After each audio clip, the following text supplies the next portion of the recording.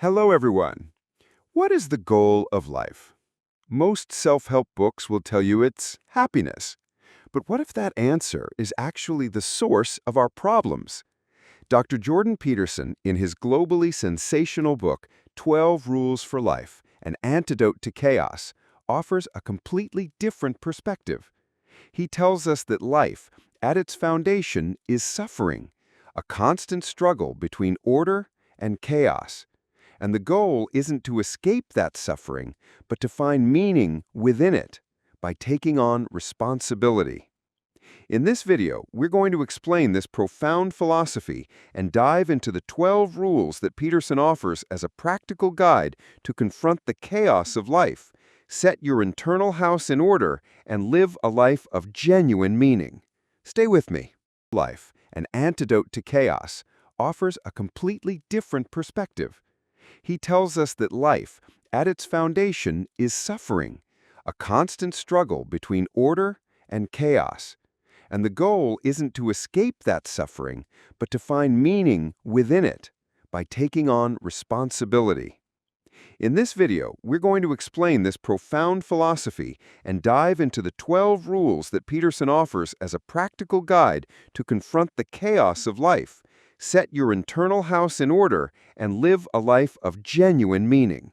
Stay with me. Rules for Life, An Antidote to Chaos, offers a completely different perspective. He tells us that life, at its foundation, is suffering, a constant struggle between order and chaos. And the goal isn't to escape that suffering, but to find meaning within it by taking on responsibility. In this video, we're going to explain this profound philosophy and dive into the 12 rules that Peterson offers as a practical guide to confront the chaos of life, set your internal house in order, and live a life of genuine meaning.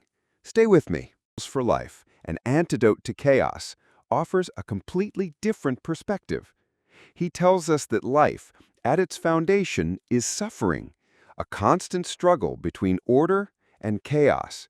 And the goal isn't to escape that suffering, but to find meaning within it by taking on responsibility. In this video, we're going to explain this profound philosophy and dive into the 12 rules that Peterson offers as a practical guide to confront the chaos of life, set your internal house in order, and live a life of genuine meaning. Stay with me. Rules for Life, An Antidote to Chaos, offers a completely different perspective. He tells us that life, at its foundation, is suffering, a constant struggle between order and chaos. And the goal isn't to escape that suffering, but to find meaning within it by taking on responsibility. In this video, we're going to explain this profound philosophy and dive into the 12 rules that Peterson offers as a practical guide to confront the chaos of life, set your internal house in order, and live a life of genuine meaning. Stay with me. Rules for Life, An Antidote to Chaos, offers a completely different perspective. He tells us that life, at its foundation, is suffering, a constant struggle between order and chaos. And the goal isn't to escape that suffering, but to find meaning within it by taking on responsibility. In this video, we explain this profound philosophy and dive into the 12 rules that Peterson offers as a practical guide to confront the chaos of life, set your internal house in order, and live a life of genuine meaning. Stay with me. Rules for Life, An Antidote to Chaos, offers a completely different perspective.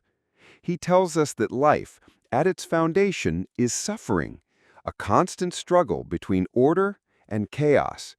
And the goal isn't to escape that suffering, but to find meaning within it by taking on responsibility.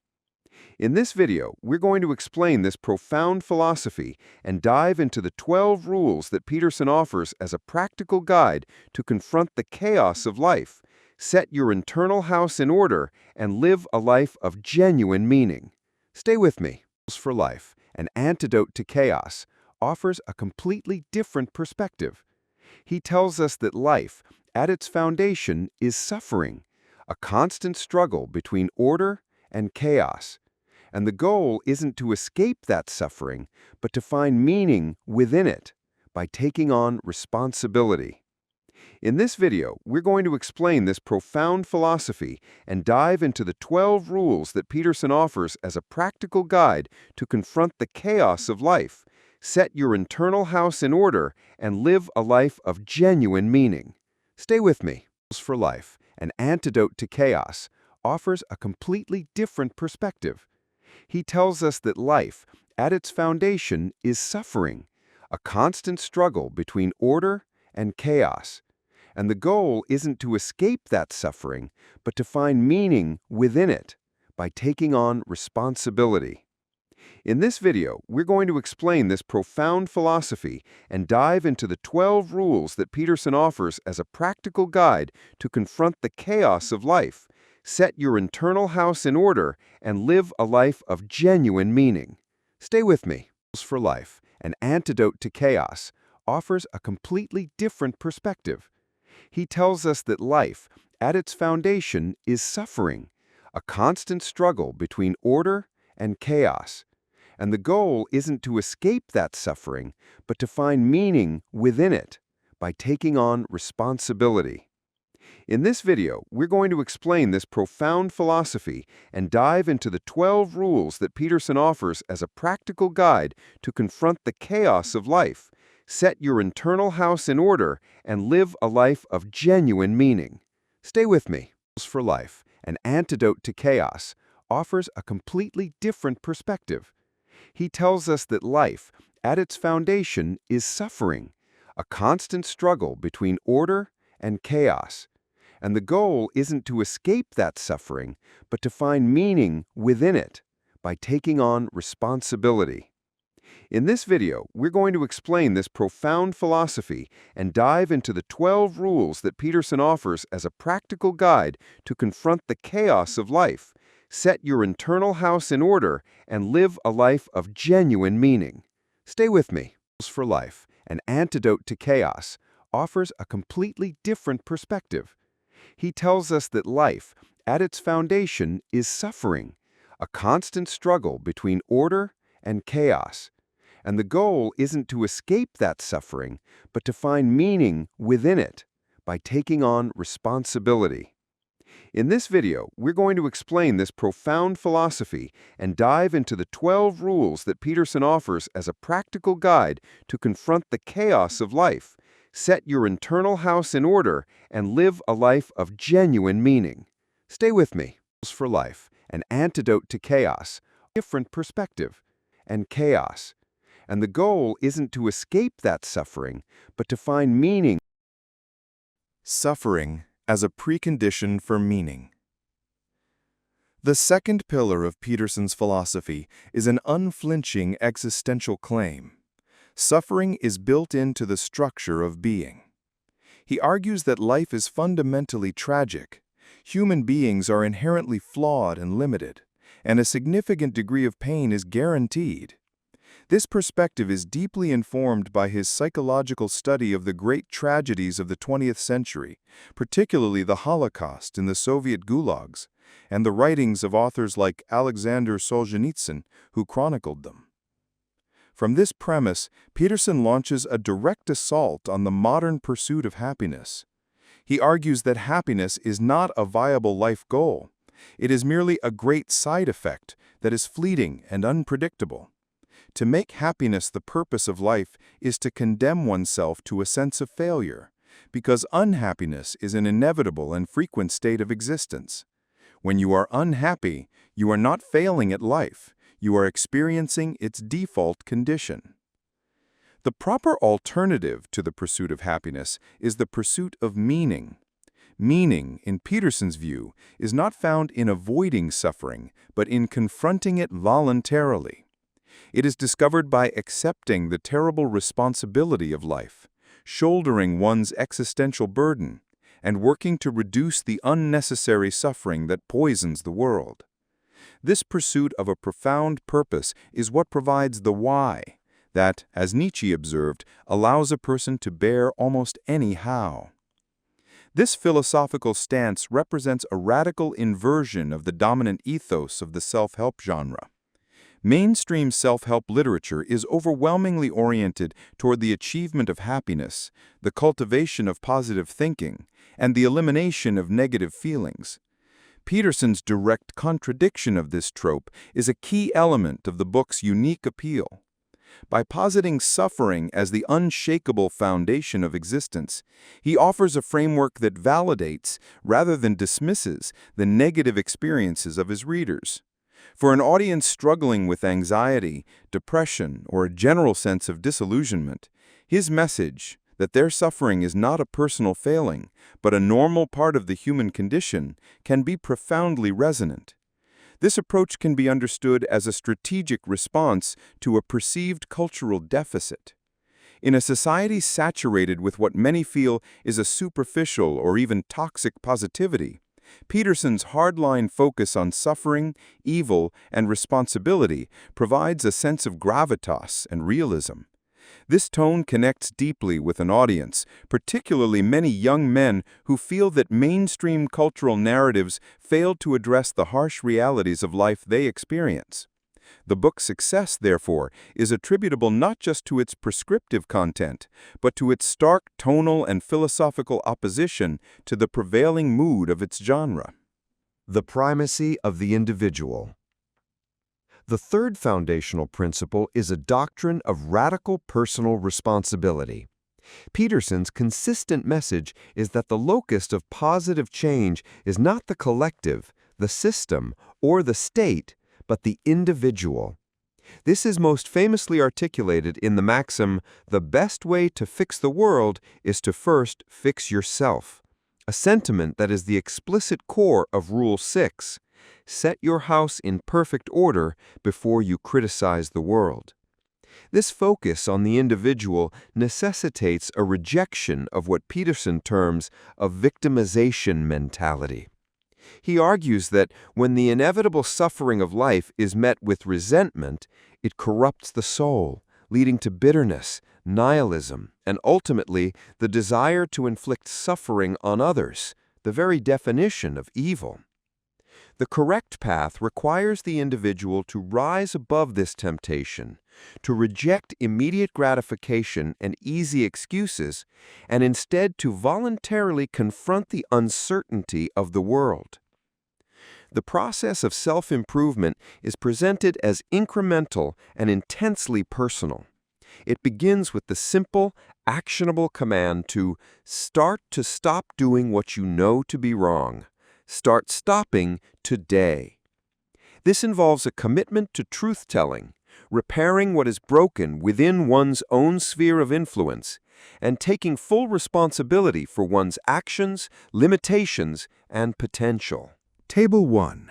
Synopsis of the 12 Rules for Life. Rule 1. Stand up straight with your shoulders back. The book's first rule is a command to adopt both a physical and a psychological posture of competence and readiness. It is not merely an instruction on deportment, but a strategy for engaging with the world. The core idea is that by embodying the physical stance of a confident and successful individual, one can initiate a positive neurochemical feedback loop that makes confidence and success more likely. Peterson famously illustrates this principle with the analogy of the lobster, a creature whose nervous system, he argues, is ancient enough to provide insight into our own deep biological heritage. Lobsters exist in dominance hierarchies. When a lobster wins a conflict, its brain chemistry changes. Serotonin levels rise, leading to a more confident, upright posture. When it loses, serotonin falls, and its posture becomes slumped and submissive. This posture then signals its status to other lobsters, making future defeats more likely. Peterson contends that a similar mechanism operates in humans. A slumped posture signals low status and vulnerability, inviting negative social judgment and reinforcing feelings of anxiety and depression. By consciously choosing to stand up straight with shoulders back, an individual can interrupt this negative cycle. This physical act signals confidence to oneself and others, encouraging the flow of serotonin, which in turn improves mood and reinforces the confident posture, creating a virtuous cycle.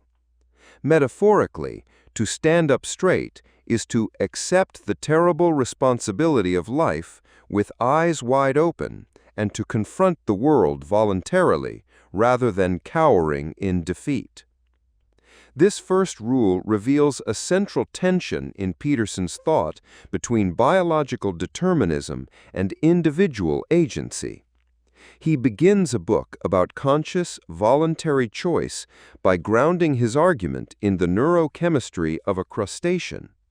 This apparent contradiction is not a flaw, but a core element of his rhetorical and philosophical project. By rooting his advice in the hard science of evolutionary biology, he lends a veneer of objective scientific authority to what are essentially ethical and philosophical claims, making them more persuasive to a modern audience that may be skeptical of traditional moralizing. The argument is not that humans are simply lobsters, but that we contain ancient deterministic biological systems. The uniquely human capacity for self-consciousness allows us to understand these systems and work with them. The rule, therefore, is an exercise in agency. One can consciously adopt the posture of a victor to deliberately trigger the positive biological feedback loop. This demonstrates a complex view of free will, one that operates not in a vacuum, but within the deep constraints of our biological and archetypal nature. Rule 2. Treat yourself like someone you are responsible for helping. This rule addresses a peculiar paradox of human psychology. People are often far more diligent and compassionate in caring for others, even their pets, than they are in caring for themselves. Peterson observes that patients will meticulously follow prescription instructions for their dog, but neglect their own medication. He argues that this tendency is not a side of altruism, but is rooted in a deep-seated self-contempt, shame, and a sense of unworthiness.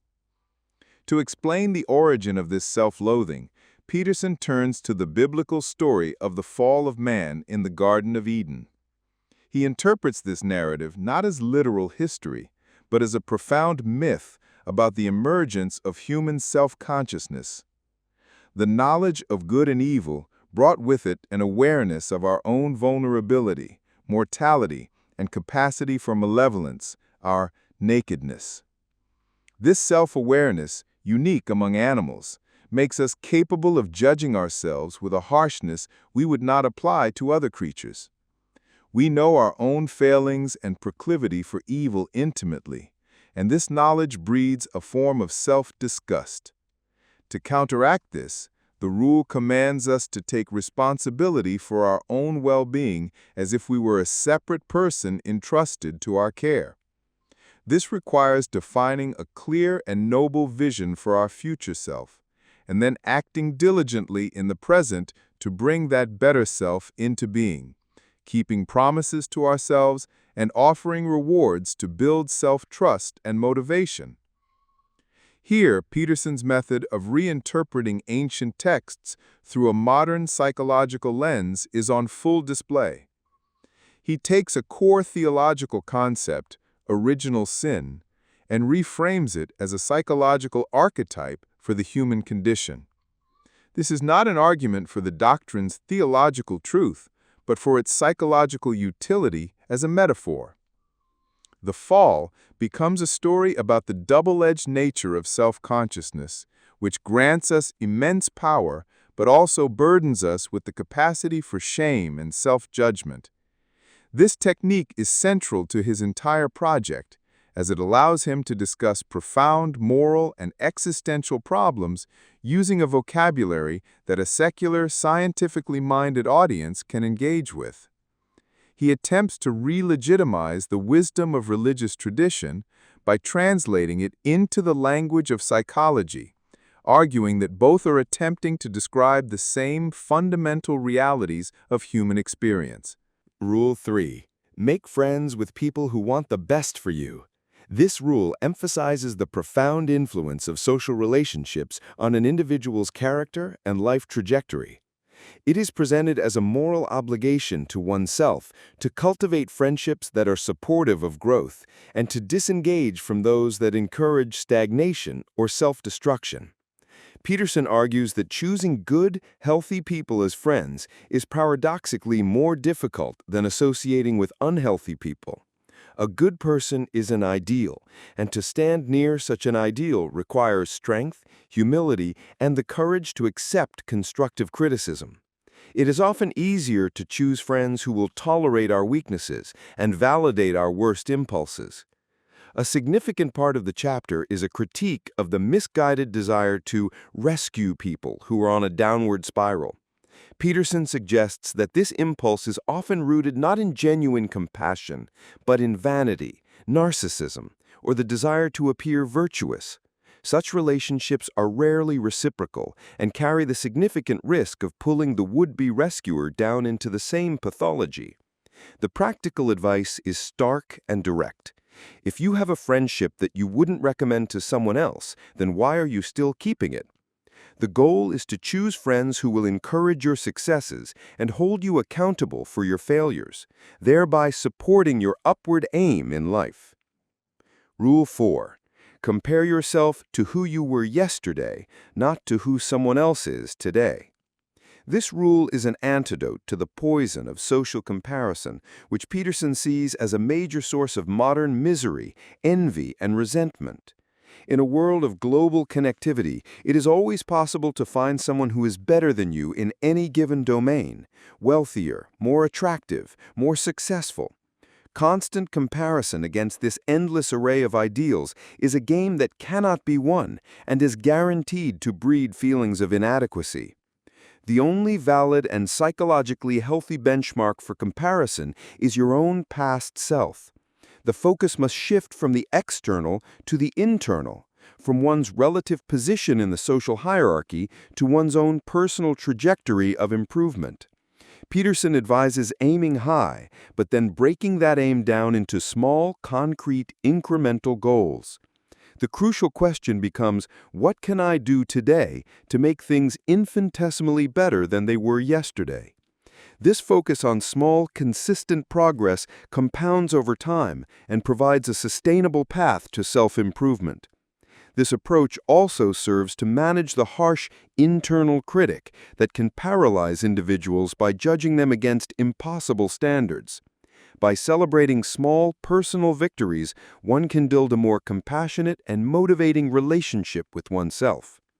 Rule 5. Do not let your children do anything that makes you dislike them. This rule presents Peterson's core philosophy of parenting, which is grounded in the idea that parents have a primary duty to act as proxies for the real world. The goal of parenting is to shape children into adults who are socially desirable, that is, well-behaved, responsible, and capable of positive social interaction. A child who is not liked, even by their own parents, will be inevitably and harshly rejected by society, which will deny them opportunities for friendship, cooperation, and security. Peterson forcefully argues that effective discipline is an act of profound love and care. He contends that failing to set clear rules and enforce them is not kindness, but a cowardly abdication of parental responsibility. This failure effectively turns the difficult task of socialization over to the harsh, uncaring, judgmental world, which will discipline the child in a far more brutal manner than a loving parent ever would. He outlines several principles for effective discipline, including limiting the number of rules, using the minimum necessary force, and ensuring parents present a united front. Crucially, he also stresses that parents must be aware of their own shadow, their capacity for anger, resentment, and tyranny, to ensure that discipline is administered mercifully and for the child's benefit, not as an outlet for their own frustrations. Rule 6. Set your house in perfect order before you criticize the world. This rule is perhaps the most famous encapsulation of Peterson's message of radical individual responsibility. It is a powerful call for humility, demanding that individuals first address their own personal failings, deceptions, and inadequacies before presuming to diagnose and rectify the problems of society. The rule serves as a direct critique of the arrogance Peterson associates with ideology. He argues that ideologues often possess a simplistic, all-encompassing theory for the world's ills, for example, the patriarchy or capitalism, and believe they could fix everything if they were in control, all while their own personal lives are in disarray. He frequently links this mindset to the biblical story of Cain, who becomes resentful of his own rejected sacrifices and God's favor toward his brother Abel. Instead of looking inward and correcting his own behavior, Cain lashes out with murderous resentment, an act Peterson sees as an archetypal foreshadowing of 20th century ideological homicide. The practical application of the rule involves a rigorous and honest self-assessment, guided by a series of introspective questions. Have you taken full advantage of your opportunities? Are you working diligently? Have you made peace with your family? Are you shouldering your responsibilities? If the answer to such questions is no, the prescription is simple and direct. Start to stop doing what you know to be wrong. This inward focus is the necessary precondition for any effective and ethical engagement with the wider world. Rule 7. Pursue what is meaningful, not what is expedient. This rule draws a fundamental distinction between two opposing modes of living. Expedience is the path of immediate gratification. It is acting on short-term, selfish impulses and choosing what is easy over what is right. Meaning, in contrast, is the path of long-term purpose. It involves aligning one's actions with a higher good, which invariably requires sacrifice and the delay of gratification. Peterson argues that the discovery of sacrifice, the act of giving up something of value in the present to secure a better future, was a monumental achievement in human consciousness, a principle encoded in our most ancient rituals and religious stories. Meaning is found in shouldering the burden of being and working to alleviate unnecessary suffering. This stands as the ultimate antidote to the evil that arises from human malevolence, which makes the inherent suffering of life far worse. Peterson uses the archetypal story of Christ's temptation in the desert as a prime example of this choice. Christ rejects the expedient temptations offered by Satan, for example, turning stones to bread, in favor of a higher, more meaningful and sacrificial path. This act of rejecting expediency for meaning is presented as the central moral drama of human existence. Rule 8. Tell the truth, or at least don't lie. Truth, for Peterson, is not just a moral virtue, but a practical necessity for constructing a habitable reality. Lies, deception, and falsification weaken an individual's character and corrupt the very structure of their experience, leading to personal and ultimately societal collapse. He introduces the concept of the life lie, borrowed from the psychologist Alfred Adler, which describes an attempt to manipulate reality through perception and action to force a single, narrowly desired outcome. This is based on the arrogant and false premises that one's current knowledge is sufficient to determine the good, and that reality itself is so unbearable it must be distorted. Lying includes not only active deceit, sins of commission, but also the cowardly failure to speak the truth when it is necessary, sins of omission. For example, saying yes to a request when you should say no progressively weakens your character, transforming you into someone who is incapable of standing up for themselves or for what is right. Conversely, speaking and acting truthfully, even when it is difficult and painful, aligns the individual with reality, strengthens their character, and helps to bring a more stable and productive world into being.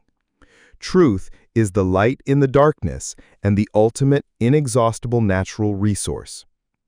Rule 9. Assume that the person you are listening to might know something you don't. This rule is a prescription for genuine dialogue and intellectual humility. It reframes conversation not as a debate to be won or a platform for self-expression, as a collaborative process of exploration and discovery. To truly listen requires suspending one's own ego and agenda and entering the other person's frame of reference with a genuine desire to learn. Peterson posits that much of what we call thinking is actually an internal dialogue. Articulating our thoughts in conversation is a crucial way to clarify and refine them. By listening intently to another person, you not only help them to think more clearly, but also expose yourself to new information and perspectives, thereby correcting the inevitable errors in your own understanding. This rule embodies the wisdom of Socrates, who is deemed the wisest man in Athens because he was acutely aware of his own ignorance. The goal of a meaningful conversation should be a shared pursuit of truth, not a contest to prove who is right. This practice of humble listening also serves as a potent antidote to ideological possession, which is characterized by a rigid refusal to engage with any information that contradicts one's pre-existing beliefs. Rule 10. Be precise in your speech. Building on the theme of truth, this rule argues that precision in language is a critical tool for confronting and mastering the chaos of existence. Vague, unspecified problems and anxieties are amorphous and terrifying. They are dragons that grow in the darkness of the unarticulated. By being precise in your speech, by naming the problem specifically, you give it a defined form, transforming it from an overwhelming fog of chaos into a manageable challenge that can be addressed. Peterson uses the metaphor of a dragon hiding in a house that grows larger and more menacing the longer it is ignored. This represents the unspoken resentments and unaddressed issues that can destroy a relationship or an individual's peace of mind. The act of precisely articulating the problem is the sword that can slay this dragon. We often avoid such precision because to specify a problem is to admit that it truly exists, and to know exactly what we want from a situation means we will also know, with sharp and specific pain, when we fail to get it. However, Peterson argues that this single sharp pain of reality is far preferable to the dull ache of continued hopelessness and vague failure that comes from living in a fog of denial. Speech is the primary tool humans use to structure their perceived reality. Precise speech, therefore, is the primary means of bringing order to the chaos of unarticulated experience. Rule 11. Do not bother children when they are skateboarding. This rule uses the specific image of skateboarding as a broader metaphor for the necessity of embracing calculated risks as a means of developing competence, courage, and resilience. The danger inherent in activities like skateboarding is not a bug, but a feature. It is the very thing that makes them valuable. By confronting and mastering a controlled danger, young people learn to manage fear, push their own limits, and build genuine self-reliance. This rule is a direct critique of a culture of overprotection, which, in an attempt to eliminate all risk, creates individuals who are fragile, dependent, and woefully unprepared for the inherent dangers and challenges of life. Peterson connects this theme directly to the development of a healthy and competent masculinity. He argues that a primary task for young men is to become tough and capable, and that this requires confronting rather than avoiding difficulty and danger. He further posits that healthy women are attracted to competent men, not weak boys, and that a society that encourages men to be strong and responsible is safer and more productive than one that produces weak, resentful men. This chapter is one of the book's most direct engagements with contemporary debates about gender, patriarchy, and the crisis of masculinity, making it a significant point of controversy. Rule 12. Pet a cat when you encounter one on the street. The final rule is a meditation on coping with the most profound and uncontrollable forms of suffering. It is a call to remain attentive to the small, fleeting moments of grace and beauty that exist even in the midst of tragedy. Peterson grounds this rule in his own painful experience with his daughter's chronic and severe illness, a situation that represents the arbitrary and overwhelming nature of suffering. When faced with such immense hardship, one must shorten their temporal scope of responsibility. It is impossible to plan for the next year when the next day is uncertain and terrifying. Instead, one must focus on the next minute, the next hour. In this state of narrowed focus, small positive encounters become disproportionately significant. The simple, non-judgmental act of petting a tat is a metaphor for these moments. It is an act of mindfulness that anchors a person in the present, provides a brief respite from anxiety, and offers a reminder that beauty and goodness have not been entirely extinguished by suffering. This is a practical strategy for preventing tragedy from metastasizing into absolute hell. By consciously seeking out and appreciating these sparkling bits in the darkness, one can keep suffering within its proper bounds and prevent it from corrupting one's entire perception of being. Part 3. The Intellectual Underpinnings. Peterson's 12 Rules for Life is not built on a single intellectual tradition, but is a complex synthesis of at least 3 major streams of thought: Jungian psychology, existentialist philosophy, and an archetypal interpretation of the Bible.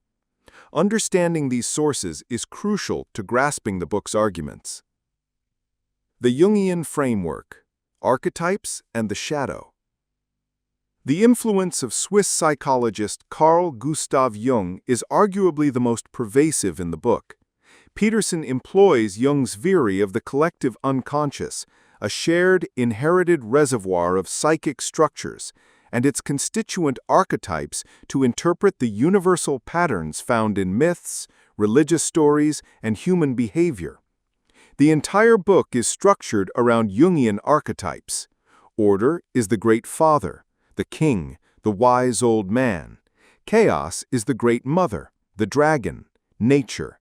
And the ideal individual is the hero who mediates between them, confronting the dragon of chaos to bring back a treasure that revitalizes the stagnant kingdom of order.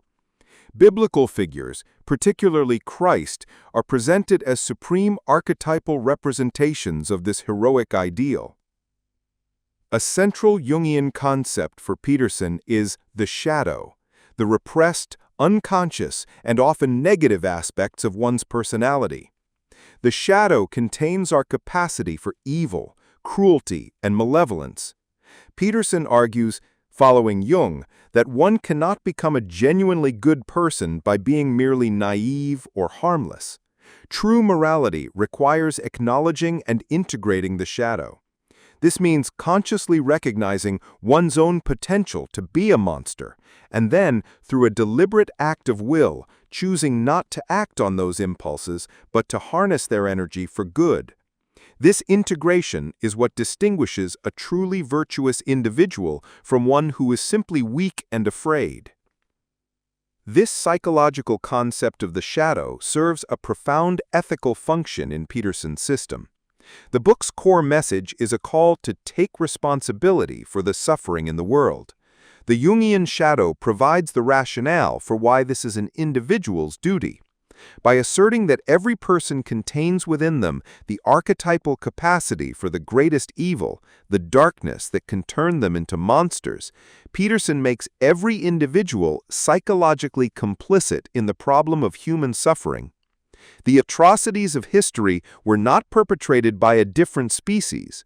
They were the work of human beings who possessed the same fundamental psychic structure as everyone else. Therefore, the act of integrating one's own shadow is not merely a therapeutic exercise for achieving personal wholeness. It is the ethical foundation for his call to responsibility. By accepting one's own capacity for evil, an individual comes to understand why the world is so full of suffering and recognizes their moral imperative to act as a countervailing force for good. The shadow transforms responsibility from an external, societal demand into an internal, existential necessity. The existentialist confrontation, Dostoevsky, Nietzsche, and Solzhenitsyn. Peterson draws heavily on the tradition of 19th and 20th century existentialist thinkers who grappled with the collapse of traditional religious and moral value systems in the modern world. Fyodor Dostoevsky's novels serve as a primary source for Peterson's explorations into the psychology of evil, faith, and suffering. Dostoevsky's profound insight, which Peterson frequently echoes via Alexander Solzhenitsyn, is that the line dividing good and evil cuts through the heart of every human being. This internalizes the great moral struggle, moving it from a battle between external groups to a conflict within the individual soul. Friedrich Nietzsche's proclamation of the death of God and his diagnosis of the resulting nihilism that would plague the West is a central problem that Peterson's work seeks to address. While he accepts Nietzsche's diagnosis of the problem, he rejects a nihilistic conclusion.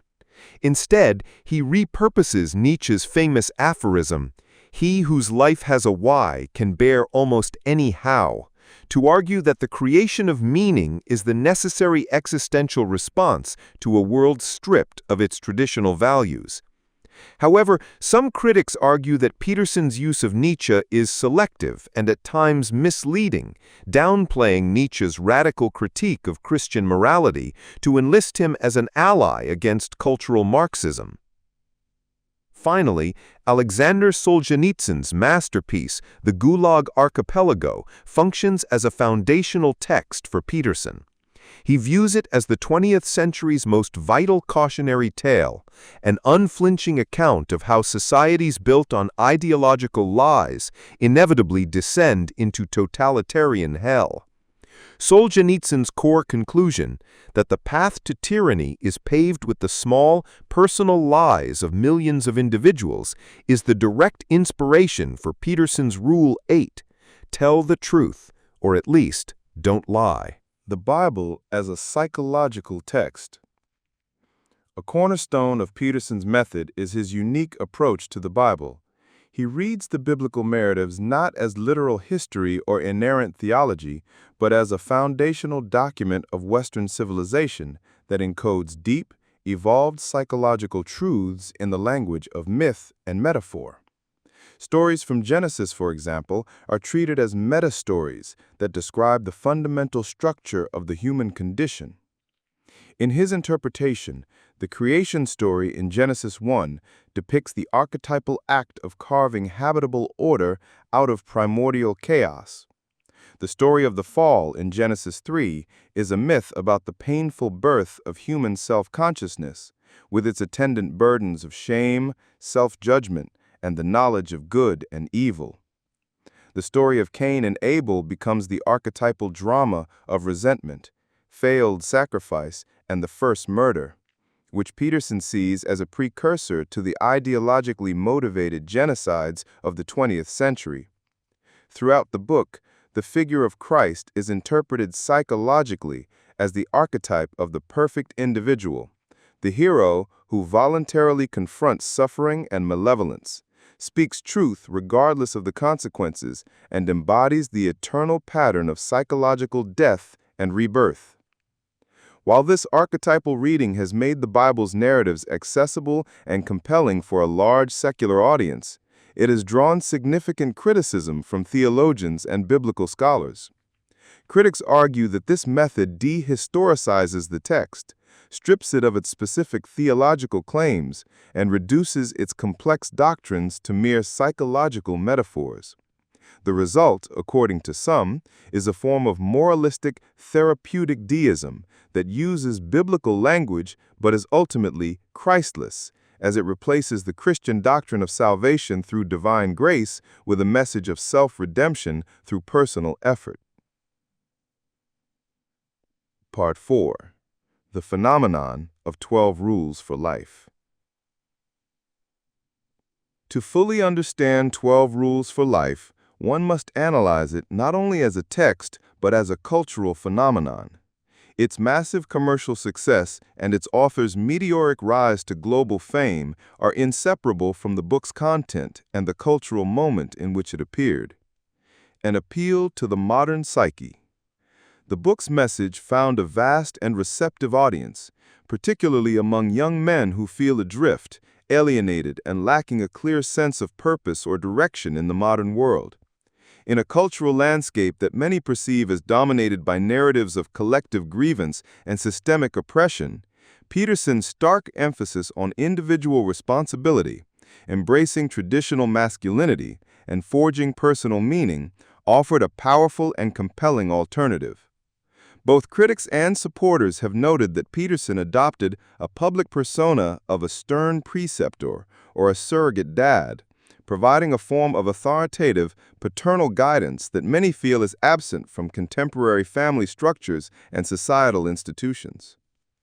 The book's popularity is also inextricably linked to the ongoing culture wars. Peterson first gained widespread notoriety for his opposition to Canadian Bill C-16, which he argued constituted compelled speech, and he became a prominent critic of what he terms political correctness, postmodernism, and the excesses of social justice warriors. Consequently, 12 Rules for Life became a foundational text for many who identify with the intellectual dark web, IDW, a loose cohort of public intellectuals who position themselves as dissenters from the perceived progressive orthodoxy of mainstream media and academia. The book functions as a dual-purpose artifact, a characteristic that is key to its success and its controversy. On the surface, it is a self-help guide, offering advice for improving one's individual life. Yet it is simultaneously a polemical text that wages a battle against specific philosophical and political movements. These two functions are not separate. They are deeply intertwined. The book's structure implicitly and sometimes explicitly links the personal chaos in an individual's life to the broader societal chaos of ideological confusion. The antidote to chaos thus operates on two levels. For the individual, the antidote is personal responsibility, discipline, and truth. For society, the antidote is a rejection of what Peterson sees as resentful, nihilistic, and destructive ideologies. The book's unique power lies in this fusion. It tells the reader that by undertaking the personal act of cleaning your room, you are not only ordering your own life, but also participating in a larger, heroic cultural battle against the forces of chaos. This framing elevates the mundane act of self-improvement into an endeavor of profound cultural and even cosmic significance. A critical appraisal. The reception of 12 Rules for Life has been intensely polarized, mirroring the cultural divides it addresses. Supporters and many readers have lauded the book as heroic, profound, and genuinely life-altering. It is praised for its powerful call to personal responsibility in an age of perceived victimhood culture, for bringing intellectual depth and philosophical seriousness to the public square, and for providing a robust antidote to the nihilism and meaninglessness that many feel pervades modern life. A vast number of personal testimonials attest to the positive and transformative impact on the lives of its readers. Conversely, the book has faced a barrage of criticism from academic and media reviewers. These critiques can be categorized into three main areas. First, there are stylistic criticisms. The writing is often described as verbose, disorganized, overly complex, and pseudo-profound, with some reviewers characterizing it as a messy canvas of Peterson's stream of consciousness rather than a coherent argument. Second, there are intellectual critiques. Critics accuse Peterson of making unfalsifiable claims, engaging in shallow interpretations of his philosophical sources, particularly Nietzsche, and employing a litany of big names without substantive engagement. His famous lobster analogy is frequently singled out as a simplistic and trite Darwinian generalization used to naturalize and justify social hierarchies. Finally, there are strong political and social critiques. Some reviewers have characterized the book as an ugly, mean-spirited treatise against human kindness that promotes a hard-line, atomized individualism at the expense of compassion and collective action. His views on gender, particularly his association of chaos with the feminine and his defense of traditional structures, are heavily criticized as regressive, essentialist, and misogynistic. Conclusion: The weight of being. 12 Rules for Life, An Antidote to Chaos is far more than a simple list of life advice. It is a dense, complex, and ambitious attempt to construct a comprehensive framework for living in a world that many feel has lost its traditional moorings. The book's central, unifying message is that meaning is the ultimate antidote to the chaos and suffering that are inherent in the structure of being. This meaning is not to be found in the fleeting pursuit of happiness, but is instead forged through the voluntary adoption of individual responsibility, the courageous pursuit of truth, and the willingness to bear the heavy burden of existence with dignity and purpose. The book's enduring legacy is as complex and polarized as the cultural moment it so powerfully reflects. For millions of readers, it has served as a source of profound inspiration and practical guidance, a life-altering call to stand up straight, take ownership of their lives, and strive for a higher purpose. In this sense, its value lies in its potent reaffirmation of individual agency and its synthesis of deep psychological and philosophical traditions into an accessible, if challenging, guide for living. Simultaneously, its legacy is irrevocably complicated by the intense controversies that surround its author's political interventions, its often hectoring style, its contested intellectual claims, and its role as a key text in the ongoing culture wars. Ultimately, 12 Rules for Life may be best understood as a cultural Rorschach test. Its immense popularity and the fierce debates it has ignited reveal a deep societal yearning for meaning, order, and purpose, while also mirroring the profound anxieties and ideological divisions that characterize our time. So, the message of 12 Rules for Life isn't an easy one, but it's powerful and profound. Life is difficult, and the path to a better life isn't about searching for superficial happiness, but about voluntarily shouldering your responsibility and finding meaning within that struggle.